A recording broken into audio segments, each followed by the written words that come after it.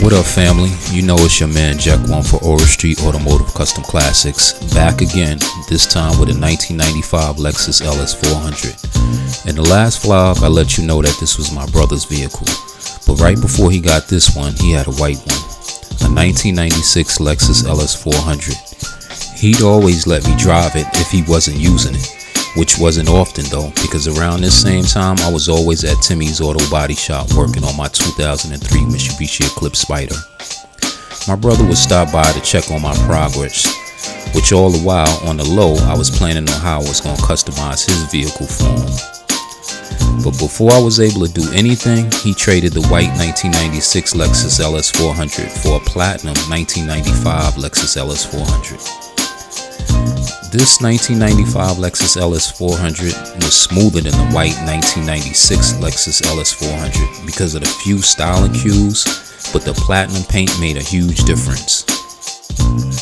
I had a few dollars, so I brought him some 20-inch aftermarket rims, some cool but exclusive joints, black with chrome accents, which were removable so he'd be able to switch it up whenever he wanted to.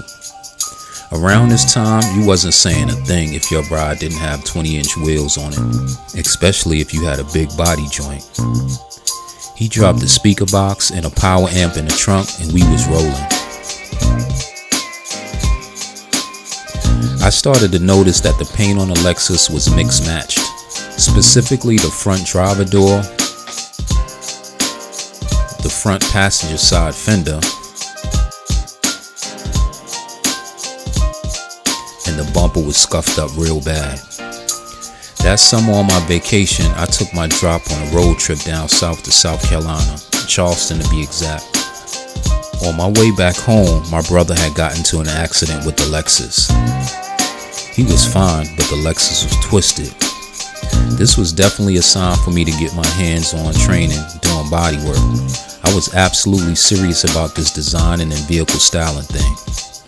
Earlier that year, way before the summer, I had found and was paying down on a 1965 Chevrolet C10 pickup from Arkansas that I had scheduled to be delivered later on that year in October, so this was a clear sign for me to get ready for that.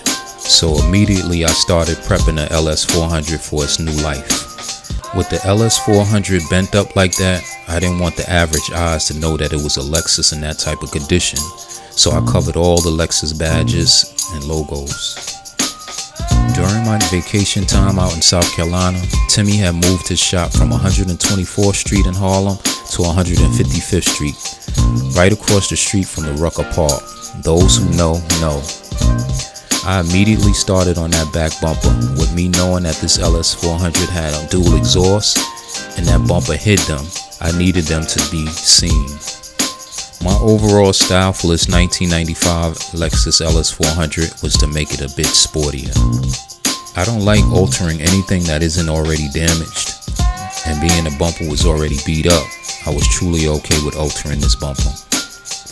When I got the bumper off, the muffler tips were angled down, and the chrome exhaust tips that I purchased for the exhaust would be angled down, and I didn't want that look. The pipes had to be straight shooters, so I had to cut the muffler tips. I used yellow masking tape and cardboard cutout to make sure each cut for the exhaust tip on the bumper would be exact. And I just learned that rule, measure twice and cut once.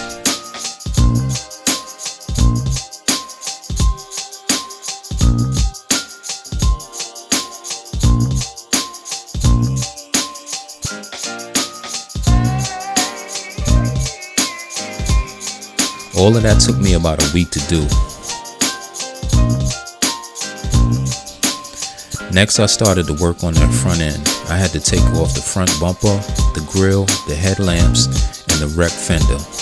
That took a couple of days. Remember, I was new to all of this.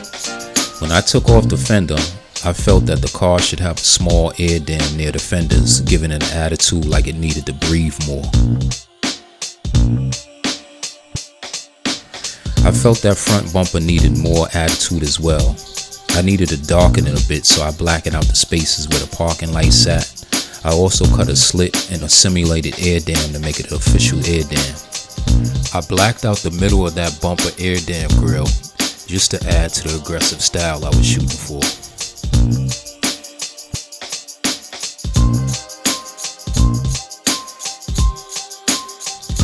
To make the LS lines a bit cleaner, I decided to remove the antenna from the back quarter panel. It wasn't until I started doing auto body work that I realized how much work went into it.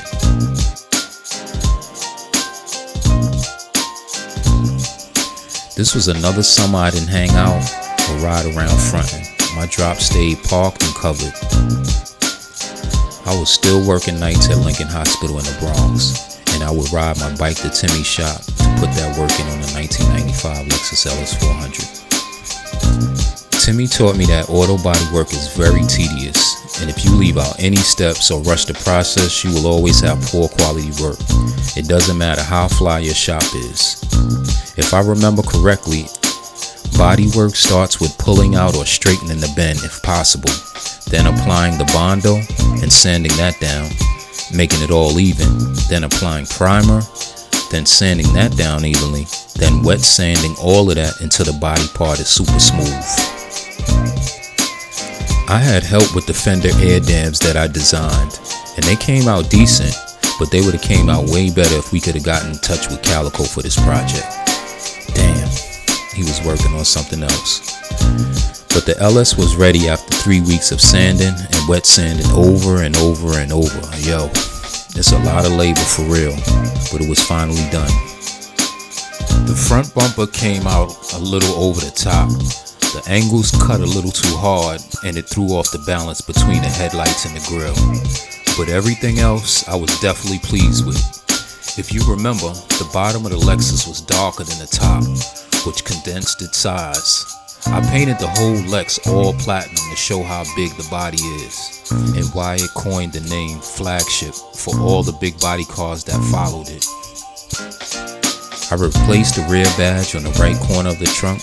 From the factory, it's originally placed dead center, but I put that badge in the right corner to show in a subtle way that this joint is different. That back bumper came out perfect. I was absolutely proud of my work. And I really enjoyed riding in that LS400. For some strange reason, the police never pulled me over in that joint. Never. They always pulled me over when I was in my drop, and that was one of the main reasons I kept it parked and covered. But another summer was almost over, and my 65 Chevy was being prepped to be transported to me to New York. And yet again, I was going to be responsible for 3 cars again, which I was not trying to do, but I was not giving the LS back to my brother for reasons I won't reveal here. But after my mom's gave my brother her 2000 Saturn LS, I decided to give her the Lexus. With that in mind, while adding the finishing touches to the LS400, I began designing a cover for her newly reborn vehicle.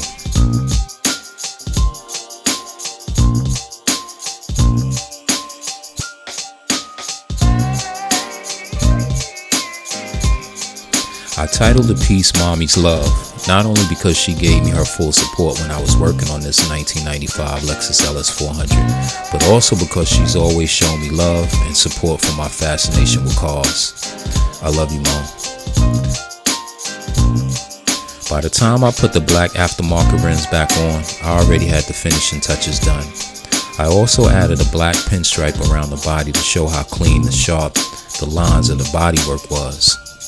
Somehow the passenger seat had gotten ripped, so with that I experimented with leather paint just to try my hand with design and interior by changing the color of the interior just slightly.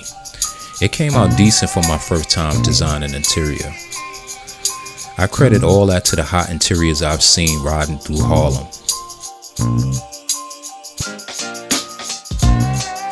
I took the LS400 to a professional to get the white piping on the headrest done.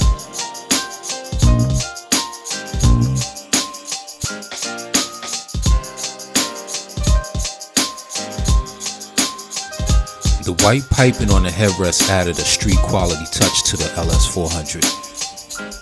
It also really stood out during those crispy white t-shirt summers. I also customized the dashboard colors. I did it in an aluminum deck style, covering up all the wood grain. Remember, the theme behind this vehicle style for this LS400 was to make it sportier. Wood grain is not sporty, it's luxury. I also replaced the gear shift knob because that was wood grain as well. I added a leather boot around the shifter, making the LS look like it was stick shift. By October that year, the final thing I did was clamp the springs to lower the LS about 1/2 inch to give it a sportier stance.